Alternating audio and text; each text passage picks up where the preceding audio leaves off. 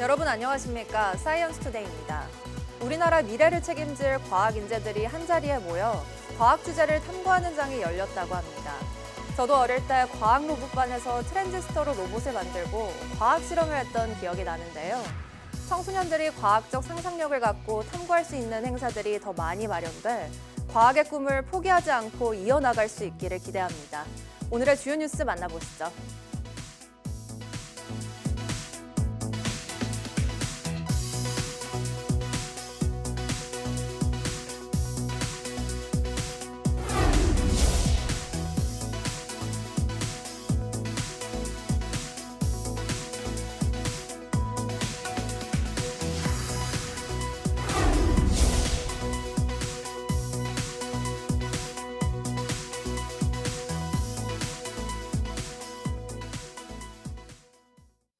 찬 공기가 강하게 내려오면서 전국이 하루 만에 한겨울로 접어들었습니다.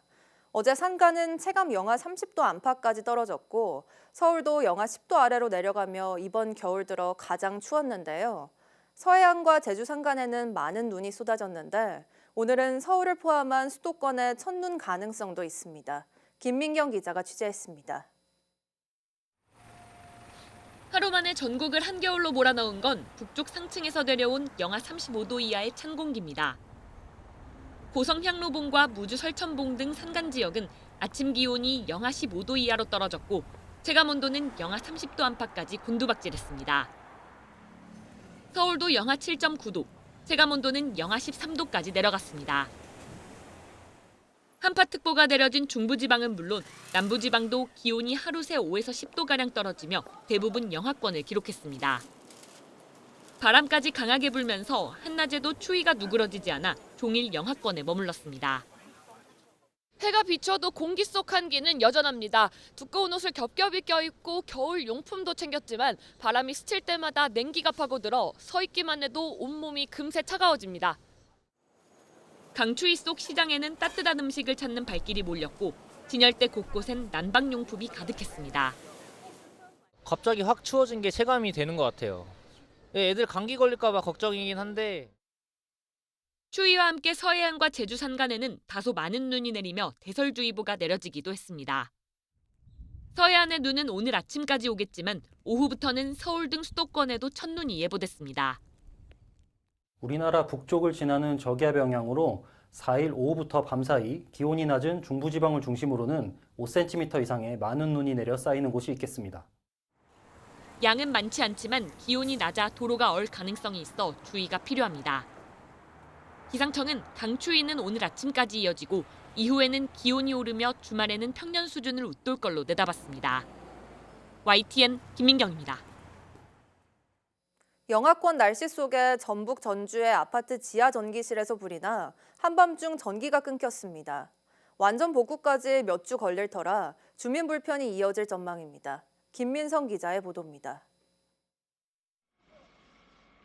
전북 전주시 1,300세대 규모 아파트입니다. 새벽 시간 아파트 단지 한가운데에서 뿌연 연기가 쉴 새 없이 치솟습니다. 지하 출입구는 뿜어나오는 연기로 틀어막혔습니다. 아파트 지하 전기실에서 불이 난 건 수요일 새벽 3시 40분쯤. 불은 40분 만에 꺼졌고 다친 사람도 없었으나 관련 설비가 불타 전기가 완전히 끊겼습니다. 정전이 된 이 아파트, 이 건물은 16층인데요. 보이다시피 이렇게 오전에도 엘리베이터 전원이 꺼져 있어서 주민들이 오르내리는 불편을 감수해야 할 상황입니다. 기온이 뚝 떨어진 한겨울 날씨. 주민들은 보일러도 전기 장판도 없이 밤을 지새워야 했습니다. 안 들어온다는 소리도 없고 전기가 안 드는 게 방송도 못 오지. 가져서 해서. 오늘 그럼 어떻게 지내실 거예요? 병원을 갔다 안 한 집에 가서 이렇게 있다 불 들은지 저거 5단위는 들은 게 고리 죽게 가까우고. 냉장고도 멈췄고 불도 켤 수 없습니다. 일부 고층 세대는 온수는커녕 아예 물도 안 나오는 상태. 주민들은 근처 사우나로 몸을 피하거나 임시방편으로 가스버너로 물을 끓여 추위를 녹입니다. 물 끓이고 있어요 지금. 왜요? 아니 좀 양치도 하고 뭐 좀 하려고 싶고 물이 안 나오니까 따뜻한 물이 안 나오니까. 아파트 관리사무소는 급한 대로 사설업체 발전기를 들여 비상 전력 공급에 나섰습니다. 사고를 수습해 전력 공급을 완전 정상화하기까지는 상당 기간이 필요할 것으로 보입니다. 각 동으로 나가는 그 전선까지도 피복이 다 타서 벗겨진 상태고요. 뭐 열흘 내서 한 3주 정도 걸리지 않을까 싶습니다. 이번 주까지는 아침 최저기온이 영하권에 머물러 당분간 주민 불편이 불가피한 상황. 경찰과 소방당국은 정확한 화재 원인을 조사하고 있습니다. YTN 김민성입니다.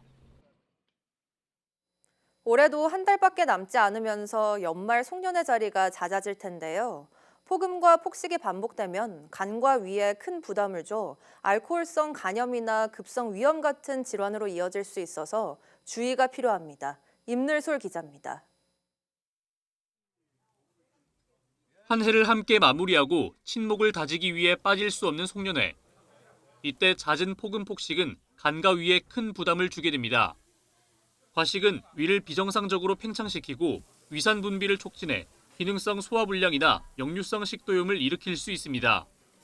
여기에 과음까지 더해지면 간세포가 손상되고 지방간을 유발할 수 있는데 반복될 경우 알코올성 간염으로 이어질 수 있습니다.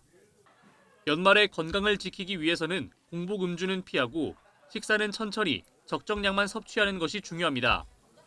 자극적인 안주를 줄이고 물을 자주 마시는 것만으로도 간과 위의 부담을 크게 줄일 수 있습니다. 또 연속된 술자리를 피하고 충분한 수면을 취해야만 간이 회복할 여유를 갖게 됩니다.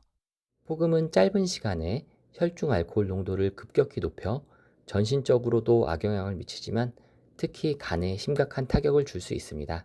간세포를 급격히 파괴하면서 중증 알코올 간염이나 심하면 급성 간 부전 등도 일으킬 수 있기 때문에 폭음은 삼가하셔야겠습니다. 갑작스럽게 찾아온 추위로 신진대사 활동이 원활하지 않은 연말에는 더욱 식습관에 주의해야 합니다. 전문가들은 분위기보다 내 몸 상태를 먼저 살펴야 건강한 새해를 맞이할 수 있다고 조언합니다. YTN 사이언스 임늘솔입니다. 과학기술정보통신부는 정부 안보다 746억 원 증액된 23조 7,417억 원 규모의 내년 예산이 통과됐다고 밝혔습니다. 올해 추경 예산보다 2조 7,582억 원 증액된 것입니다. AI 데이터 센터를 중심으로 한 인공지능 고속도로 구축 등에 5조 1,000억 원을, 반도체, 첨단 바이오, 양자 등 중점 기술 분야에 5조 9천억 원을 투입합니다. 국가과학자 육성과 기초연구 등 연구개발 생태계 조성에도 4조 5천억 원이 배분됐습니다. 내년 정부의 전체 연구개발 예산은 올해보다 5조 9천억 원, 20% 가까이 증액된 35조 5천억 원으로 확정됐습니다. 내년 우주항공청 예산이 1조 1,201억 원으로 확정됐습니다. 우주항공청은 예산 규모가 올해보다 16.1% 증가했다고 밝혔습니다. 국회 심의 과정에서 누리호 7차 발사 착수를 위한 예산 20억 원이 증액되는 등 애초 정부안보다 70억 원이 늘어났습니다.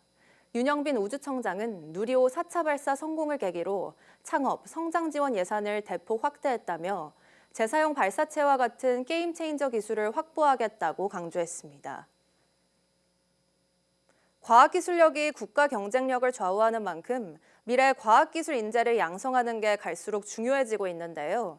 우리나라 미래를 이끌어갈 청소년들이 한자리에 모여 과학 분야에 대한 탐구를 발표하는 자리가 마련됐습니다. 김은별 기자가 현장에 다녀왔습니다. 슈가스팟은 단맛이 최고일 때 나타나는 신호로 알려져 있습니다. 하지만 이 슈가스팟이 계속 늘어나면 단맛도 계속 증가할까요? 학생들이 일상 속 의문점에 대해 자신이 탐구한 과학적 해결 방안을 발표합니다. 과학에 대한 호기심과 열정으로 현장 분위기는 과학 학술대회 못지않게 뜨겁습니다. 청소년들의 과학에 대한 관심과 창의적 사고를 유도하기 위한 과학 오디션 행사가 열렸습니다. 참가자들은 일상 속 과학을 탐구하며 과학기술에 대한 꿈을 키웠습니다. 중학교 과학 교과서에서 자기장에 대해서 배웠는데 그 자기장이 위치에 따라서 달라진다는 것을 알고 그것을 흥미롭게 느껴서 과학은 되게 값이 딱딱 떨어지는 게 되게 재밌고 그리고 다른 과목들보다 더 정확하다고 생각을 해서 과학이 흥미롭게 느껴졌습니다.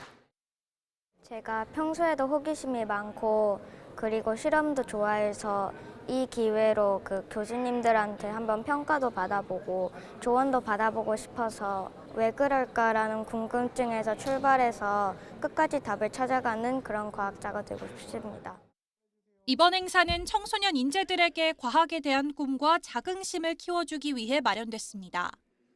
대상과 최우수상 등 모두 12명의 과학 인재들이 상을 받았고 과학기술정보통신부 장관상장과 장학금도 수여됐습니다.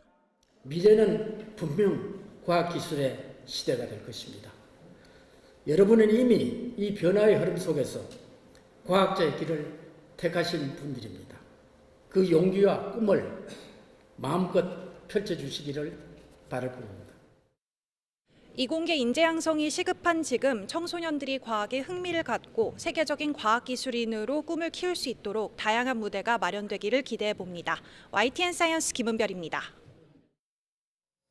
과학기술정보통신부가 과학교육 활성화와 과학문화 확산에 공헌한 초중학교 교사 30명에게 올해 과학교사상을 수여했습니다. 올해 수상자는 초등교사가 14명, 중등교사가 16명입니다. 올해 과학교사상은 과학교육에 기여한 교사의 공로를 인정하기 위해 2003년부터 시작된 상으로 수상자는 부총리 겸 과기정통부 장관상과 상금 500만 원을 받습니다. 이달의 과학기술인상 12월 수상자로 이관영 서울대 재료공학부 교수가 선정됐습니다. 이관영 교수는 2차원 반도체를 대면적 합성할 수 있는 기술인 하이포텍시 공정을 개발해 차세대 인공지능 반도체 발전 기반을 마련한 공로를 인정받았습니다. 과학기술정보통신부는 우수한 연구개발 성과로 과학기술 발전에 공헌한 연구개발자를 매달 1명씩 선정해 장관상과 상금 1,000만 원을 수여하고 있습니다.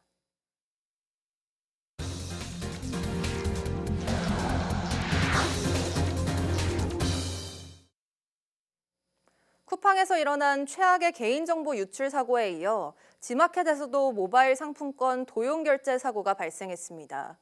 금융당국이 사실 확인에 나선 가운데 쿠팡 아이디와 비번을 공유하는 쿠팡페이는 과연 안전한 것인지 우려가 커지고 있습니다. 오동건 기자가 취재했습니다.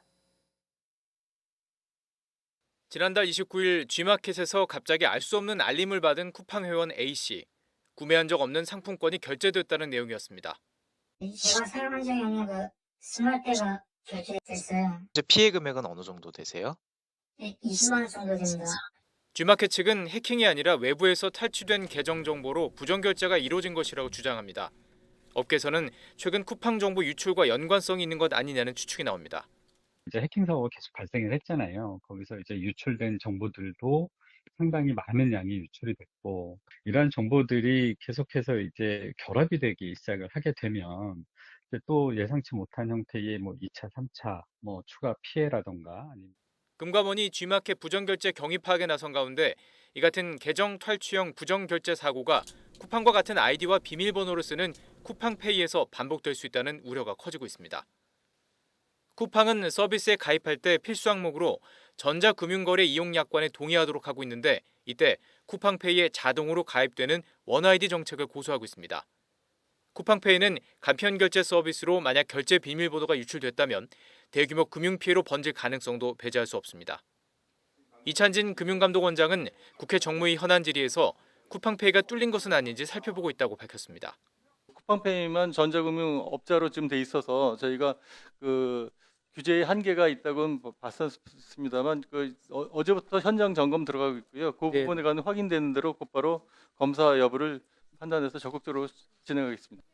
쿠팡 정보 유출 여파가 금융사고 우려로 번지고 있는 만큼 플랫폼 전반의 보안 체계에 대한 정부의 강력한 점검과 조치가 필요한 상황입니다.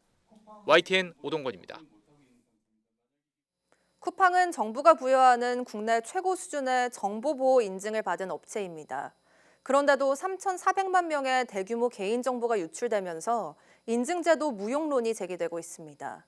또 개인정보 유출을 노출로 축소해 발표했던 쿠팡의 안일한 대응이 국민의 혼란을 키웠다는 지적도 나옵니다. 김진두 기자가 보도합니다. 기업이나 기관이 보유하고 있는 정보 자산을 잘 보호하고 있는지를 심사해 인증해주는 ISMS라는 제도가 있습니다. 여기에 가입자의 개인정보 보호관리 체계 요소를 추가하면 ISMS P 인증이 됩니다. 그런데 개인정보 유출 사고가 발생한 SKT와 KT, U+ 등 통신사, 롯데카드와 쿠팡까지 모두 ISMS P 인증을 받은 업체입니다. 인증 제도에 무용론이 제기되는 이유입니다. 건수로 하면은 33건, 기업으로 하면 27개 기업. 이거 ISMS-P 실효성이 있는 거 맞습니까?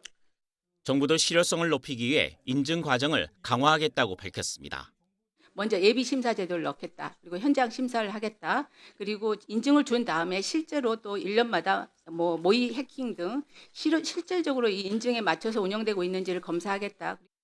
최악의 개인정보 유출을 확인한 이후에 보인 쿠팡의 대응에도 비판이 쏟아졌습니다. 쿠팡이 유출 규모를 축소하기 위해 고객들에게 유출이 아닌 노출 사고로 안내했으며 공동현관 비밀번호 등 유출 항목 일부를 누락하고 공지 기간도 단기간으로 제한했다는 겁니다. 개인정보보호위원회는 쿠팡 측에 통지 내용을 유출로 수정하고 모든 누락 항목을 반영해 고객들에게 다시 공지하라고 명령했습니다. 또 쿠팡에 대해 첫 징벌적 손해보상 부과를 검토하는 등 강경 대응에 나설 방침입니다. YTN 김준우입니다. 쿠팡의 대규모 개인정보 유출 사태로 피해자들의 배상 요구가 본격화하고 있습니다. 집단 소송은 물론 분쟁 조정 신청 움직임도 있습니다. 윤태인 기자가 보도합니다. 쿠팡의 대규모 개인정보 유출 사태와 관련해 이용자들의 배상 요구가 잇따르고 있습니다. 포털 사이트에는 집단 소송을 준비하는 카페가 다수 검색됩니다. 법원에는 이미 개인정보 유출 피해를 배상하라는 집단 소송 소장이 접수됐습니다. 유출 사실만 확인이 되면 최대 300만 원까지 손해배상의 청구가 가능합니다. 하지만 과거 사례를 보면 배상액이 10만 원 수준인 경우가 대부분이고 2011년 싸이월드, 2012년 KT 정보 유출 사태처럼 수년 동안 법정 다툼을 벌였지만 배상을 받지 못한 사례도 있습니다. 이런 이유로 집단 분쟁 조정을 신청하는 시민들도 있습니다. 분야별 전문가가 참여해 기업과 이용자의 갈등을 중재하는 제도로 민사소송보다 비용이 덜 들고 절차가 간소하다는 평가입니다. 분쟁 조정안이 나오더라도 기업과 이용자 중 한쪽이 거부하면 사건이 종료된다는 한계가 있지만 분쟁 조정에 나선 시민단체는 이 또한 소송에서 피해자에게 유리하게 작용할 수 있다고 말합니다. 쿠팡이 합리적인 조정안을 거부할 경우 추후 소송의 피해 구제를 위해 노력하지 않은 악의적 태도를 입증하는 명분으로 작용하여 소송에 유리한 고지를 정할 수 있습니다. 최근 개인정보 유출 사태가 발생한 SK텔레콤이 가입자 한 명에게 30만 원을 배상하라는 분쟁 조정안을 거부하면서 소송이 불가피해졌는데 분쟁 조정의 취지가 피해자 구제인 만큼 기업의 조정안 수락 여부를 과징금 산정에 반영하는 안을 검토해야 한다는 의견도 나옵니다. 이제 수락했을 때는 페이버를 주고 거절했을 때는 페널티를 주는 제도를 고민해 볼 수 있는 거예요. 피해자들이 직접 소송에 나서기보다 국가가 개인정보 유출 기업에 대한 과징금을 재원으로 기금을 만들어 피해자들을 지원하는 방안도 대안으로 거론됩니다. YTN 윤태인입니다. 스페이스X의 저궤도 위성통신 서비스 스타링크가 오늘 국내에 공식 출시됩니다. 국내에서도 본격적인 저궤도 위성 인터넷 시대가 열리면서 통신 시장에 어떤 변화를 가져올지 관심이 쏠리고 있는데요. 화면으로 보시겠습니다. 일론 머스크가 설립한 스페이스X의 스타링크는 지상 500에서 2000km 상공을 도는 수천 기의 저궤도 위성을 활용해 전 세계 어디서나 인터넷을 제공하는 서비스입니다. 스타링크의 속도는 다운로드 135Mbps, 업로드 40Mbps 수준으로 국내 통신 3사의 평균 5G 속도와 비교하면 상대적으로 낮은 것으로 알려졌습니다. 한국처럼 지상망이 촘촘한 환경에서는 속도 경쟁력이 크지 않다는 평가도 나옵니다. 하지만 스타링크는 연결되지 않은 곳을 연결한다는 슬로건처럼 속도보다 접속 가능성, 지리적 범용성을 강점으로 내세우고 있습니다. 하늘만 보이면 연결되는 특성 덕분에 항공기, 선박, 산악지대 등 지상 기지국 구축이 어려운 곳에서 활용도가 높을 수 있습니다. 스타링크 코리아는 최근 공식 홈페이지에서 월 87,000원의 데이터 무제한 사용이 가능한 주거용 요금제를 안내하기 시작했는데요. 기업용 요금제는 아직 공개되지 않았지만 이미 해운 선박업계와 정부 기관 등을 중심으로 계약 협의를 진행해 우선 협상 대상 지정 등 절차를 마친 것으로 알려졌습니다. 통신 3사의 과점이 이어져 온 상황에서 새로운 선택지가 생긴 점은 반가운 변화지만 전용 안테나 등 초기 장비 비용과 상대적으로 높은 요금이 소비자 선택의 변수가 될 것으로 보입니다. 미국 정부가 한국산 수입 자동차 관세를 15%로 소급 인하한다고 관보를 통해 공식화했습니다. 한미 정상회담 합의 이행 후속 작업이 시작되면서 한국의 우라늄 농축과 핵 잠수함 건조 문제 논의도 활발해지고 있습니다. 워싱턴에서 신윤정 특파원이 보도합니다. 한국의 대미 수출 자동차 관세 15% 소급 인하는 미 연방정부 온라인 관보로 사전 게재됐습니다. 4일 발효돼 미 동부 시간으로 지난달 1일 새벽 0시 1분 이후 수입, 출고분 자동차부터 소급 적용됩니다. 한국의 상호 관세도 15%로 인하되고 항공기와 원목 등에 대한 관세도 지난달 14일자로 소급 인하됩니다. 이는 한미가 10월 경주 정상회담 합의를 이행하기 위해 발표한 공동 설명 자료의 후속 조치입니다. 이로써 지난 4월 시작된 한미 간 관세 협상이 일단락돼 한국의 대미 투자와 미국의 관세 인하 합의는 이행 국면에 접어들었습니다. 특히 미국의 한국의 우라늄 농축과 사용 후 해결료 재처리, 핵 추진 잠수함 도입 지원과 승인을 둘러싼 논의도 시작됐습니다. 조나단 프리츠 미국 국무부 선임 부차관보는 트럼프 대통령은 한국의 핵 잠수함 건조에 지지를 표명했다며 이에 따른 요구사항과 도전 요소 규명을 위해 협력할 것이라고 말했습니다. 특히 영내 위협에 대항할 협력 사례라고 강조했는데 북한과 중국의 군사적 팽창을 염두에 둔 발언으로 해석됩니다. This is a clear example of bilateral cooperation that advances our collective capabilities against regional threats. 프리츠 부차관보는 또 미국을 재산업화하겠다는 트럼프 대통령의 약속에 한국은 핵심이라고 강조했습니다. 조현 외교부 장관은 한미 동맹이 미래지향적인 포괄적 전략 동맹으로 진화하고 있다고 강조했습니다. Advancing U.S. manufacturing while opening new horizons for Korean firms. 미국을 방문한 박윤주 외교부 1차관은 핵 비확산 분야 모범 국가로서 비확산 규범을 준수하겠다는 한국의 의지가 확고하다고 설명하며 미국 조야의 의견을 청취했습니다. 이런 가운데 스콧 베센트 미 재무장관은 연방 대법원이 트럼프 대통령의 상호 관세 부과가 위법하다고 결정하더라도 다른 수단을 활용해 지금 같은 관세 정책을 지속하겠다고 밝혔습니다. 워싱턴에서 YTN 신윤정입니다. 도널드 트럼프 미국 대통령이 젠슨 황 엔비디아 최고 경영자와 만나 반도체 수출 통제 문제를 논의했다고 외신이 보도했습니다. 외신에 따르면 황 CEO는 현지 시간 3일 트럼프 대통령과 만난 자리에서 첨단 인공지능 반도체 수출 통제 문제가 논의됐다면서 여러 차례 강조했듯이 우리는 수출 통제를 지지하며 미국 기업이 최상의 제품을 가장 먼저 확보할 수 있도록 해야 한다고 본다고 말했습니다.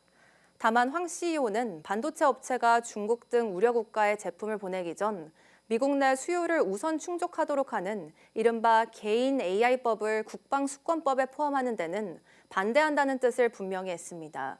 황 CEO는 개인 AI법은 AI 반도체 수출 통제 정책보다 더 미국에 해롭다며 국방수권법에서 제외되는 것이 현명한 결정이라고 주장했습니다. 중국의 첫 재사용 로켓인 주체 3호가 오늘 낮 간수성 주치안 위성발사센터에서 발사됐습니다. 홍콩 사우스차이나 모닝포스트는 로켓이 궤도 진입엔 성공했지만 1단 추진체 회수엔 실패했다고 전했습니다.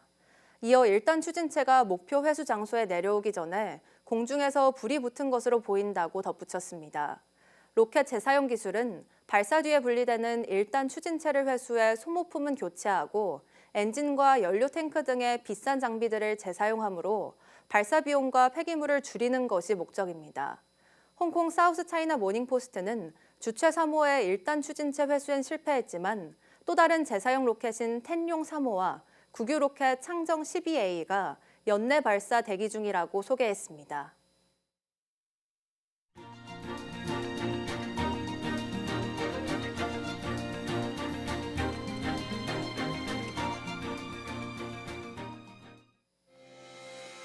12월 4일 오전 사이언스 투데이 마칩니다. 오후 뉴스도 많은 시청 바랍니다. 시청해주신 여러분 고맙습니다.